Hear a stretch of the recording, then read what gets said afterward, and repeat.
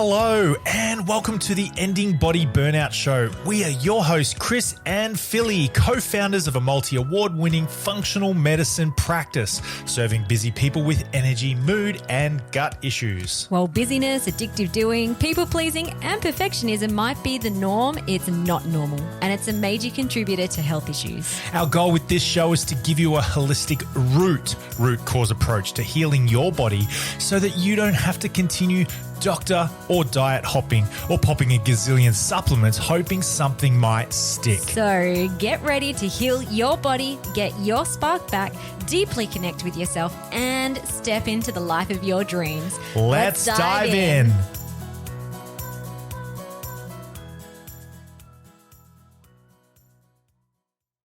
Welcome to this episode of the Ending Body Burnout Show. Philly and I are going to be ripping band-aids off today. We're going to be ripping off the labels, disconnecting ourselves with pre-existing labels that have been plonked on us. We're going to be talking about chronic illness labels and breaking free. You are not your diagnosis. Yeah, I'm really excited about this because it's the norm attaching to labels, but it's actually keeping a lot of people stuck. So we're doing this podcast episode as a little teaser for our free live coaching event called Rewire the Brain to Heal Body Burnout. And part of rewiring the brain is actually learning how to disengage or detach from these chronic illness labels that can keep us sick. So if you really resonate with today's episode and you want to dive deeper into how to rewire your brain to heal body burnout, just head down to the show notes and you can join our event that's happening in September. And also, this is the deep work that we do with our clients inside our Ending Body Burnout method. So yes, we're running lab tests. Yes, we're creating protocols. Yes, we're fast tracking healing by supporting the physical body. But you will not heal unless you unravel yourself from a chronic illness identity. And this is the thing that is missing in healthcare. So if you would love to dive deep into working with us to heal your body burnout, end your body burnout, doors do open in 2 weeks, which is super exciting because we only open doors 3 times a year.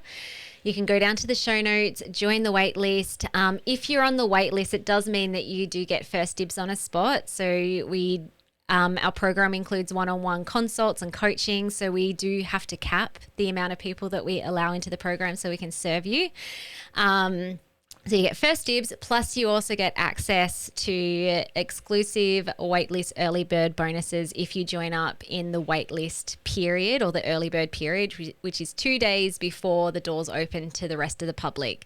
And those bonuses are worth over $500. That's definitely worth jumping onto the waitlist to score those.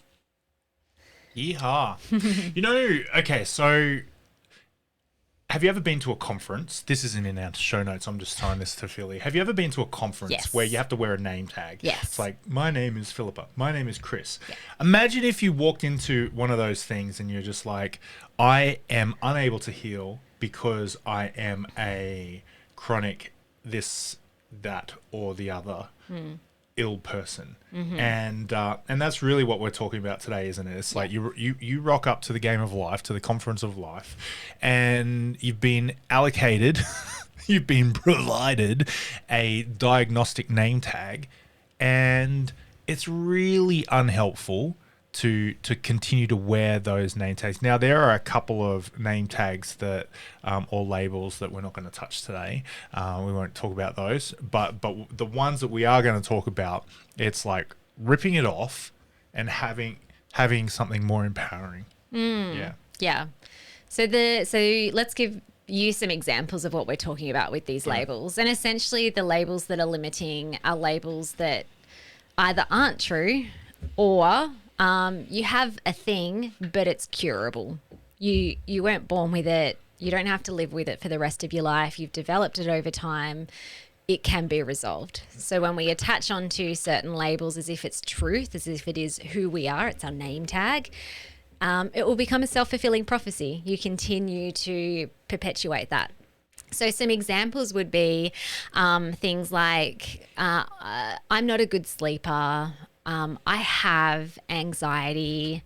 I have Hashimoto's, I have chronic fatigue, I have endometriosis. So it's kind of like, these diseases or conditions or patterns of ill health. When you're using the word I am, I have, it is a sign that you have an unconscious identity attachment to that. Now, even things, and this is where things get a bit interesting, is when you enter the functional medicine space, it's like, so I have endometriosis, but I want to find out what body system imbalance is actually leading to that in the first place, which we help our clients with. But if you start attaching onto, again, another diagnosis, as if it is truth, as if it is who you are, I have SIBO, I have adrenal fatigue, I have perimenopausal symptoms, whatever it is. It sounds really subtle and it might sound insignificant, but it is wiring the brain to create more of that chronic illness and those symptoms that are attached to it. And it can be one of the biggest blocks to healing. Okay, I got something about this. So it's nice. It feels nice to be understood by anyone. You walk down the street in, say, Bali, or we jump into a Grab in Bali, and I start talking in Indonesian to the Grab drivers, and their face lights up. They're understood. They feel like I'm hearing them, and the words that they say, I'm madly punching into ChatGPT to understand them. They feel good.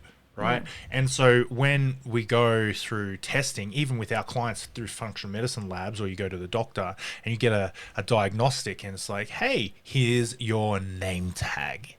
Here's your label. It does feel really nice to be understood. And I think it can be empowering. So we're not saying, so I'm not kind of getting lab test results back and saying, like, the graph on your SIBO results is showing that, I don't know, like, I'm not walking or tiptoeing around the fact that SIBO is present in the small intestines. We're still using that language, and so it can be empowering from that point of view, because it can suddenly give you some answers. It's like, it feels nice. Okay, so the doctor said I had IBS, but all they gave me was a low FODMAP diet, and that didn't help. And then that's where it becomes confusing and disempowering, and it's like, well, I don't know where to go next. Then you start, doing the functional labs. It's like, 50% of cases have an underlying SIBO presentation. It's like, oh, okay, cool, I have SIBO. And so it can feel good because it gives you more answers, and it also gives you more avenues for healing. Like, now we can start personalizing the healing for you. So we're not saying that labels are bad. It's just that they have a use by date. And when you go past the use by date, it actually prevents you from healing rather than gives you more avenues for healing. Boom. Everything's okay till it's not. Yeah.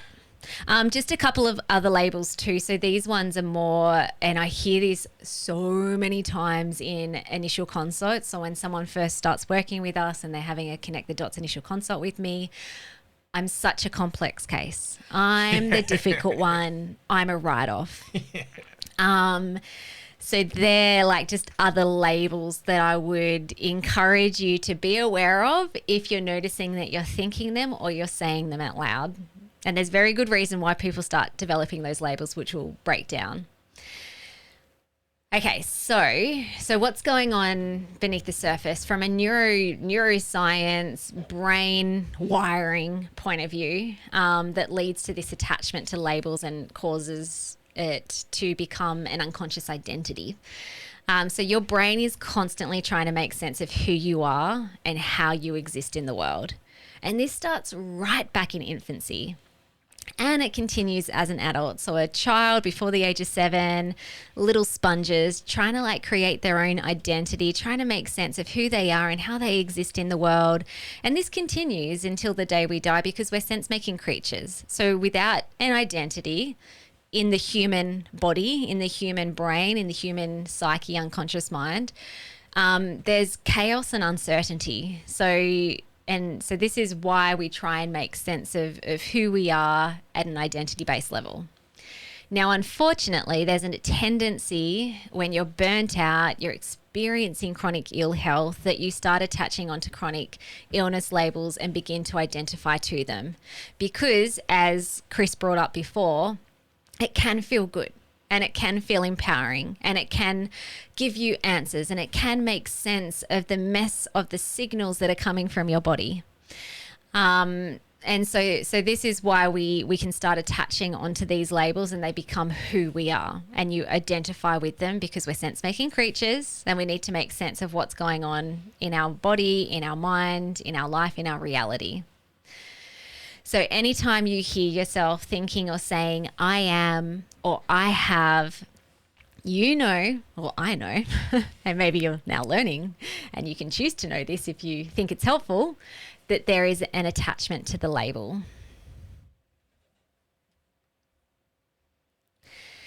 And at some point, this label might have felt like a nice, warm, fluffy jacket. I actually interviewed Erin Holt, the functional nutritionist, on our podcast. I think it was maybe a year or two ago.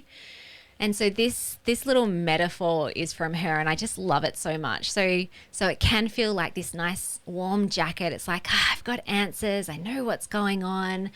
Now I've got more avenues for healing, more pathways that are personalized to me. But at some point it can become a too tight jacket. And at some point it will keep you stuck. And at some point, in order to continue your healing journey, to be free of your health symptoms, chronic illness, you do need to take the jacket off. So it's super normal. I don't want you to feel like, oh my gosh, I'm saying this all the time. I am, I'm too complex, blah, blah, blah, blah, blah. It's really normal. Like, this is the norm in human nature, that we attach onto these labels, especially if you've had chronic symptoms. And it's rife in the medical and health industry. And in fact, the medical system and many health practitioners feed this as well. So it's like, oh, this is what you have on your lab test. You have SIBO. You have adrenal fatigue. And that language can become a feedback loop. And it can perpetuate and come from the medical system or the practitioner. So you're not broken, you're not weird, you're not the only one that this is happening to. It's just a way that human nature, the whole of human, the people in this world are trying to make sense of a mess. Are you going to say something? Yeah. So this is the same with, we were talking about this off air, but DISC and Myers-Briggs.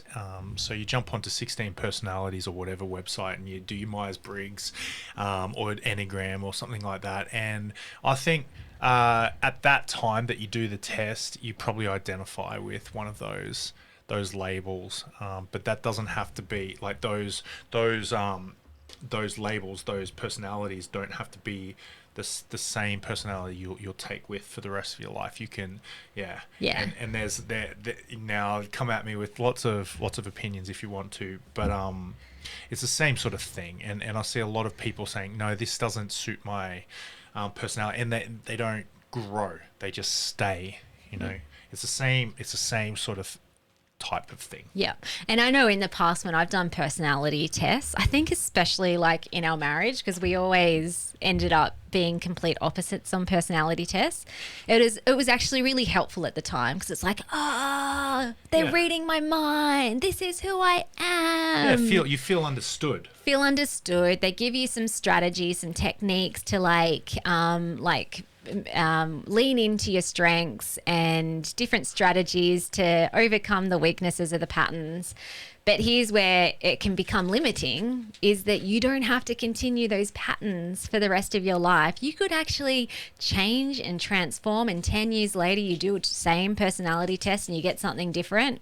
That's because of neuroscience or neuroplasticity. That's because our brain and our ability to change in every way, physiologically, emotionally, spiritually, you can continue to evolve for the rest of your life. You're not stuck with a pattern or a label. Another reason why why people, especially if you are in body burnout, you've got chronic health issues, attach onto the chronic illness label as an identity is because you have had a long string of trying to do the things but not seeing results. So over time, again, we're sense-making creatures. So if we choose to believe something about ourselves, our brain is looking for evidence. So over time, if you have tried but failed, you've tried but you haven't got the results that you want, your brain starts collecting a lot of evidence to concrete this identity of being broken, complex, difficult. Maybe my hormones are screwed. Maybe I just have to learn to live with it. Maybe I could never heal this SIBO, whatever it is. And so this is based on past experience and evidence collecting as well as to why you can then have a I am sick identity stuck in your unconscious mind because you've developed a lot of evidence over time. And now it's kind of like not stuck in your unconscious mind in terms of you can't let it go, but it can get very hidden and very, very sticky unless you have the steps to unwire and rewire a new identity. It was actually very interesting. We had a client recently who, in her very first consult, joined the Ending Body Burnout Method. In her very first consult, I lost track of the amount of time she shared her symptoms, her story, her case history, and then ended off with, I think I'm just a write-off. I'm just a write-off. And then always like getting my response back to it's like, am I a write-off? Like, can you help me? And so I reflected back to her that like, not only have I heard you say that once, but it's now like 10 plus times. So this is deeply embedded in your unconscious mind that this is at the core, a core identity-based belief. I'm a write-off.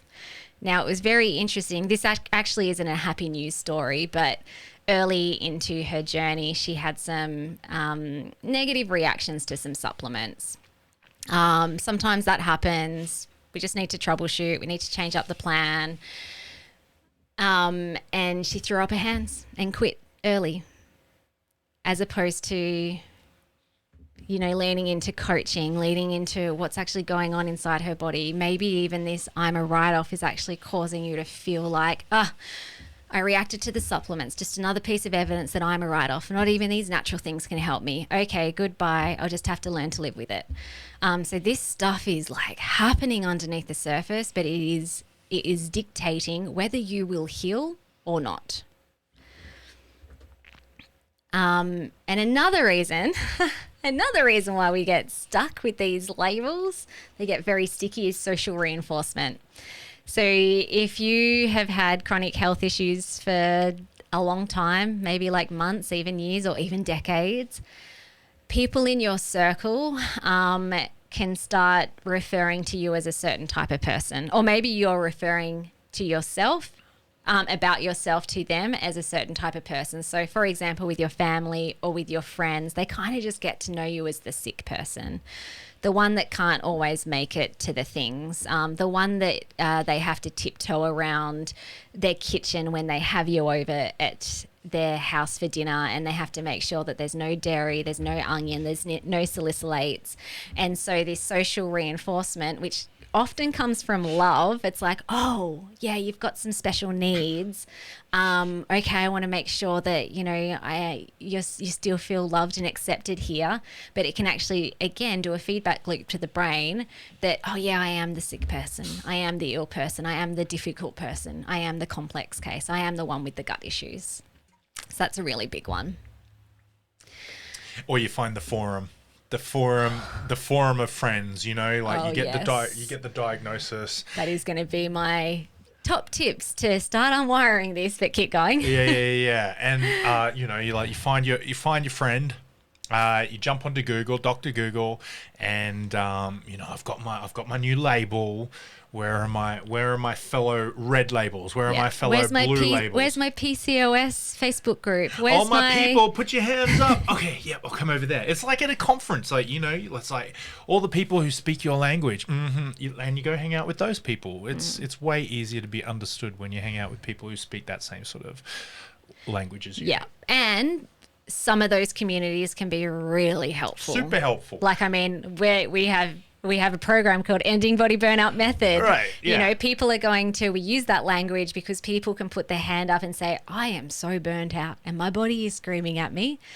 But the moment that we start healing, we're starting to unravel these labels, these beliefs that you have about your body. So yes, it can be helpful because you're with like-minded people, but there's a lot of toxic communities that come across as a lot of health industry, like even natural health industry communities that will perpetuate the chronic illness that you have because they're trying to really only solve things at a surface top level, but not at an identity-based level. Yeah. And there's, you know, if it's low vibe, woe is me, victim mentality, I just want to be here so I can be heard about how crappy I feel and people love and accept me and tell me it's okay. You know how I feel. Again, like lovely. We're social human beings, so we want to feel that. But is it now becoming a too tight jacket? Do you need to like take off that jacket so you can start looking for new possibilities and new ways of healing? We talk about identity so much within the Ending Body Burnout Method. We talk about identity. Identity is so powerful when you can identify as some sort of way or some sort of thing. It's so powerful. It literally changes the cells in your biology. It changes so much. And so that's where we're saying this is the paradox of identity. It's ripping one label off so that you can heal and attaching another one. Yeah. Yeah. Identity is so powerful. It's important. Yeah. And there's a really cool model that we do use with our clients. It's called the Dilts Neurological Level model. And if we apply this model into a healing space, it's very interesting. So basically, I don't know if you've got a picture while I'm talking about it to pull up on I can find YouTube. one. So essentially, it's a pyramid, and there's several layers in this model. On the bottom of the pyramid is the environment, followed by behavior, followed by capabilities or skills, followed by beliefs and values, followed by identity, followed by purpose. And so these are all these levels need to be aligned and in place in order for you to get the thing that you want, to become the person that you want to be. And so if we're talking about healing body burnout, ending body burnout, all of these things need to be in alignment in order to end your body burnout. Now, moving up the levels has been shown to create more powerful and lasting change. So yes, it's important to make sure your environment is dialed in and your behavioral pattern support healing and, you know, the habits that you need to acquire. But when you tap into healing at an identity and a belief level, and even like really attaching onto your bigger purpose of why you're here on this planet, healing fast tracks big time. And so we're really helping our clients to really tap into this higher level of healing while also making sure that the other layers are dialed in as well. Unfortunately, most people, when they come to try and heal themselves, heal their body, whether it's from, some sort of chronic illness, body burnout, they will only tap into the bottom layers of the pyramid. So often people will only work on the environment, which includes the physical body. Like the physical body is your environment. Externally, it might be like, well, I get rid of toxins in my environment as well. And so then I'm going to be able to heal. And maybe I like ditch all the processed foods in my kitchen cupboards and then I'm going to be able to heal. And most people will also work on behavior, capabilities, skills, knowledge. So it's like, okay, I've been given a treatment protocol. So I need to change my behavior so I can find a routine where I can take my supplements and eat the food and dial in my sleep hygiene. And I need to know some things. So, you know, they get a bit of education. And these things are helpful and they are essential. But it is the reason or another major reason why people don't fully heal or why it's not long lasting, because they're not tapping into the higher levels of the neurological levels, that identity, the beliefs, which are essentially sit in your unconscious mind. And so then therefore you might feel a bit better or you might be able to stick to it for a while. But if unconsciously it's like, yeah, but we're broken. Yeah, but we have chronic fatigue. Yeah, but we're too complex. Yeah, but, you know, things never work for us. Then at some point what you believe unconsciously at an identity level is going to become the reality. So symptoms start popping up again, or you lose motivation and you lose the plot and you can't do the things that you are forcing yourself to do anymore. This could be too late, but anyway, there's the pyramid. So anyone who is on watching this on YouTube, there's the pyramid. Yeah. If you're watching it, listening to this on a podcast audio, you could also just Google Dilts Neurological Levels. Yeah. Yep. Or sometimes just called Dilts Logical Levels. Yeah. Yeah. And so the really, and often this is just because people aren't aware that you need to heal in all these layers and levels. And the sad thing is you could be putting in so much awesome work with your physical body and changing your behavior patterns. But then get frustrated why you're not getting that deep, true healing and transformation. So this is a great model.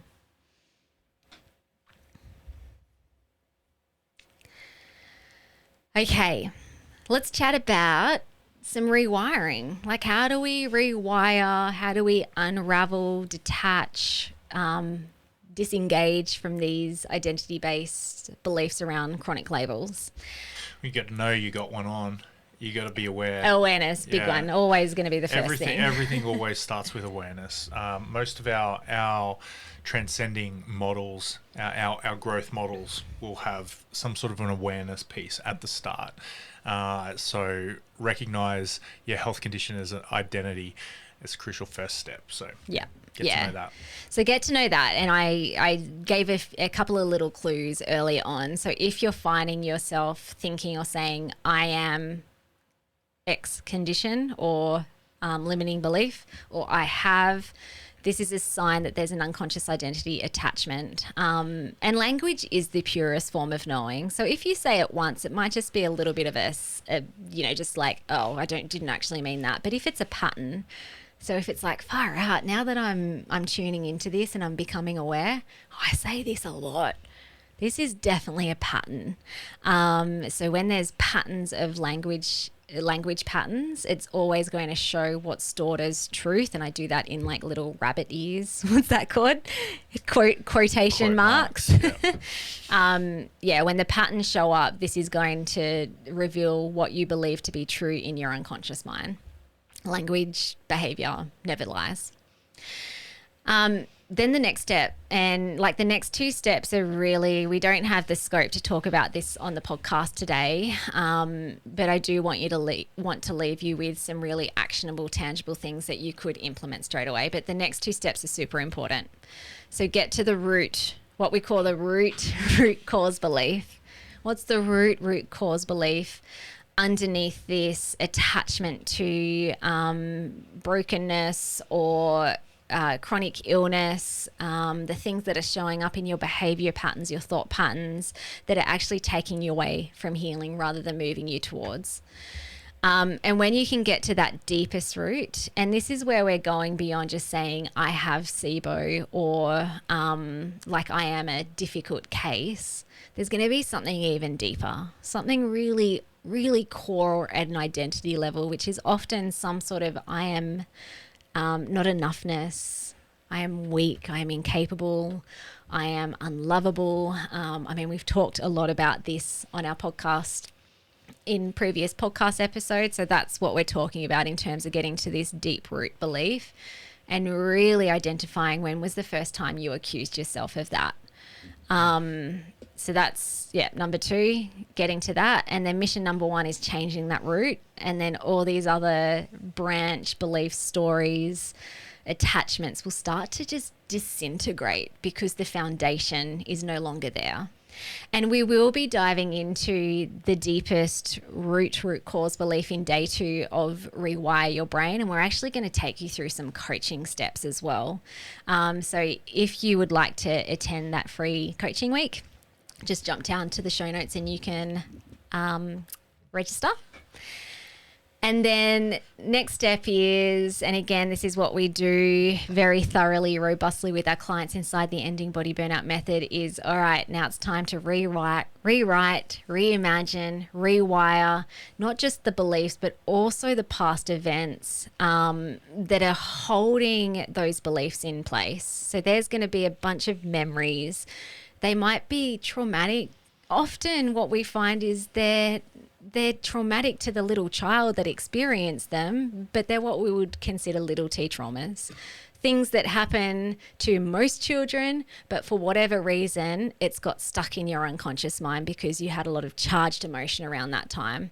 So we're really wanting to rewrite, rewire, reimagine past distressing events that have emotional charge and release those. And it's often going to show up as stuck emotion and even physiological symptoms in the body. And the beauty of what happens as we do this is that you're instantly starting to rebuild trust and safety with yourself again, which is just going to mean that the default is, like I am a strong person. I am powerful. I am someone who can heal. I'm not that condition. I'm not that label because this is who I am. And it's who I've always been. I just forgot. I just had to take off those coat layers to find out who I am again. Anything else you want to add to that? I like, as you were saying all the things, something that I was thinking about once, it was like, what were they? Rewire, blah, blah, blah. Rewrite, reimagine, not regurgitate the events of the past and, eat it all up again. That's not what we're making you do in this rewire thing. It's not about regurgitating the past events and the same old story so that you can eat it all up and again continue the cycle. Yeah, gross. Nah, just like if you regurgitated something up in food, it's gross, yuck. No, we're not about that. Rewire, rewrite. Yeah. And I mean, at the end of the day, you were born without these beliefs. So even just holding on to that truth, I'm looking up at the ceiling right now because I'm like, maybe one day technology might get sophisticated enough that they can look into newborn babies' beliefs. But currently, what we know so far is that you're born a little sponge. Little sponge. So you're returning back to who you are, which is clean slate, pure potential, and you can darn well create whatever patterns, whatever beliefs, become whoever you want to be. And it's so possible. So possible. Yeah. Okay, so I wanted to, just so you have some really tangible steps to take away too. Maybe you're not in the position to join the program, which does open in 2 weeks. Or maybe, you want to try some things first to just lean in. Does this work? Does this, all those little questions that you might have. So I'm going to take you through 4 steps of something that you can do as of today. And I'll use the example of anxiety. So an attachment at an identity level would be, I have anxiety. I am an anxious person.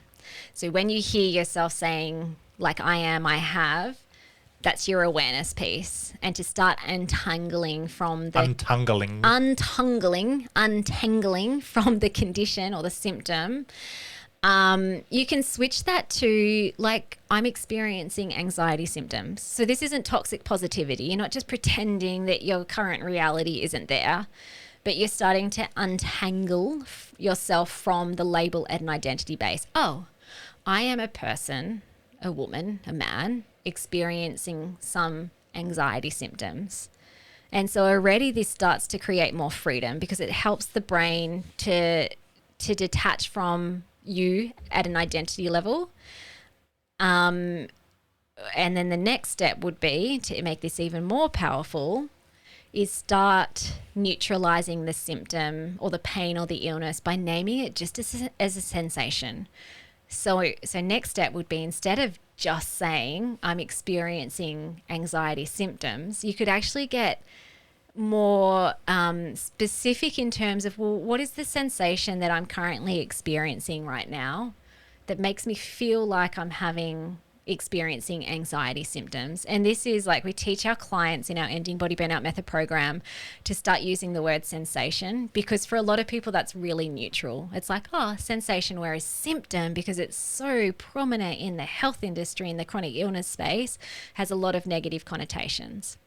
So that might sound like, again, if I'm using anxiety as an example, I am experiencing a sensation in my chest right now.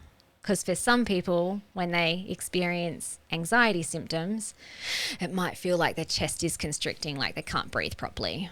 So this starts to neutralize the part of the brain called the amygdala, which is the fear danger part of the brain. It's always looking and scanning for danger. So when it starts hearing, it's almost like a pattern interrupt. When it starts hearing you saying, I am experiencing a sensation in my chest right now. It's kind of like, oh, okay, yeah. I don't really know what that means, but it doesn't sound very scary. I am experiencing a sensation in my chest right now. That could actually be a really good sensation. But it's not toxic positivity. You're just diluting the power of the language that you were using that was locking it in as an identity, as a fixed issue. As opposed to, like, let's say you get heart palpitations, like, I'm going to die. Or I am... I hurt in my, like this sort of stuff. It's very limiting when you think like that. Yeah. Third step. So even better than this. By better, I really just mean more effective. Like, we're really utilizing what we know about the brain. Is start word swapping. So I am experiencing a sensation in my chest right now. When we use word swapping, or when we're coaching our clients to create their own, we're actually directing the brain towards what we want. So an example would be, my chest feels less calm right now. So again, you're still experiencing what you're experiencing. You're not pretending that it's not there. But when you can start word swapping and say less calm, so you're wanting to find the word that helps you to feel what you want to feel instead of what you're currently feeling, and add the word less as an example, then again, the amygdala is just calming down by this point. And what it actually does is your brain is starting to look for more of that. So it's like calm. It attaches onto the descriptive word calm. Oh, we're doing calm now. Oh, okay. And we have so many clients, and this was a huge process that I did as well, like to really switch off histamine intolerance and symptoms that I was getting from that, sensations. That, when I started directing my brain towards what I did want to experience while still holding space for my current reality, far out, things fast-tracked with healing. It was so cool. And then the fourth step, the last step, if you were to choose to, go through this, is adding in some sort of somatic technique as well, so your body can feel safe. So you can send a feedback loop from your body to your brain to say that I'm safe now. I'm safe now, and you don't need to send these signals down to my body of danger. So somatic techniques might be like havening, breathing, accessing a safety anchor in your heart, and allowing your body to feel those emotions and sensations of safety, even swaying. So anything that you can do where your body feels safe and regulated will help to fast track that. Pew, pew. So hopefully those 4 steps are helpful. You could listen back to this section and just take your label, your condition, your symptom that you no longer want to have, and you could do the same thing for things like adrenal fatigue, chronic fatigue, autoimmunity, fibromyalgia, body pain, IBS, SIBO, and run through the same thing. Yeah. And I've got, just to finish off, a few little additional tips just to fast track this, or to put it on steroids for great transformation. Steroids of transformation. So the more consistent you do this, the more consistently you can be aware of when you're saying the thing, or feeling the thing, or thinking the identity-based label. The more consistently you can do the rewiring technique that I just went you through, the faster you'll start detaching from it. So if you can only do it once a day or once a week, things will still start shifting, but it's going to be slower. If you can catch yourself 3 times a day or maybe even 10 times a day, you're going to heal and transform so much faster. I've been noticing a lot of success. This is in our show notes. This is 100 hours. It is a really good target. Get yourself to 100 hours of rewiring or 100 hours of anything. And if you think about that over the course of 6 months, that's about 15 to 20 minutes. Most, if not every day of the week. So 15, 20 minutes, most, if not every day of the week, you're doing some sort of reimagining, rewiring type thing. That's going to help you to accumulate 100 hours total over the course of 6 months. Okay. So if you did this 3 times a day then, because the whole process, it can be really quick. Like it'll get a lot quicker. 5 minutes, but 3 even times if it a was day. 5 minutes where at the end you're really like, you're breathing, you're swaying, you're using that word swapping. 3 times a day, set your alarm. 5 minutes. Do it. Yeah. Yeah, cool. And if you want to heal faster than 6 months, do it more. yeah. Do it 5 times, 3 minutes a piece. Every in between every appointment you have, you do something like that. It's super possible. I love that. Yeah. And you could also add in something like into your morning or nighttime routine where you're doing some sort of visualization or imagination work where you close your eyes and you really anchor into and remind yourself to focus through the day that you're going to practice this rewiring technique, and you richly imagine yourself doing it and it being successful. That will fast charge. Fast charge. Fast track. Fast charging is a good one. Fast charge it. And 2 other additional tips. So one, ask healthcare providers. So whether it's a naturopath, functional medicine practitioner, even a doctor, and also family and friends, to stop referring to you as an illness. Oh, yeah. So give them, and this is where you need to be the coach for them and retrain them to treat you in a different way. Give them the new language that will help them to assist you in rewiring. So I'll give you a really quick example. I had a pretty intense dairy allergy in the past. And I trained everyone, like my friends and my family, to not put dairy into the food when we're having social events so I can eat them. And it took, I don't know, maybe even a whole year for them to get to that point. But got to the point where they lovingly made the food that I could eat. Then I had to retrain them to, when I was letting go of my identity attachment to I'm someone who has a dairy allergy, I had to retrain them to start using dairy in the foods again, and just to stop talking to me as if like I had dairy allergies and my body was weak and broken. So, and yeah, it took a few months. Fragile filly. In the end, it's great for everyone because then they didn't have to restrict and I didn't restrict. All right, we're running short on time on this episode, so let's tell you a little bit more about what's on the other side of this, and maybe give you an invite to our Go for it. Podcast. Just go. Well, it's not the podcast. Our event. Free workshops. Yeah. So in September we've got the free Rewire Your Brain to Heal Body Burnout, where we're going to dive deeper into this topic, and we'll be looking at both the physical and metaphysical ways that we help you to rewire your brain to heal body burnout. So you can join that.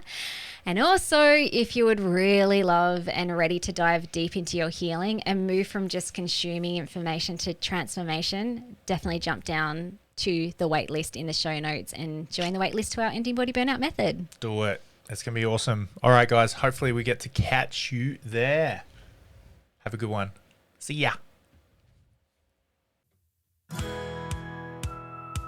Thank you so much for listening. We so appreciate you. If you'd like to give us extra smiles, drop us a review and spread the love by sharing this episode. You can also rate your own state of burnout and the root cause contributors by taking our Ending Body Burnout assessment on our website. And if you're interested in learning about our group or one-on-one Ending Body Burnout programs, shoot us a DM via Instagram or Facebook. Have the best day ever.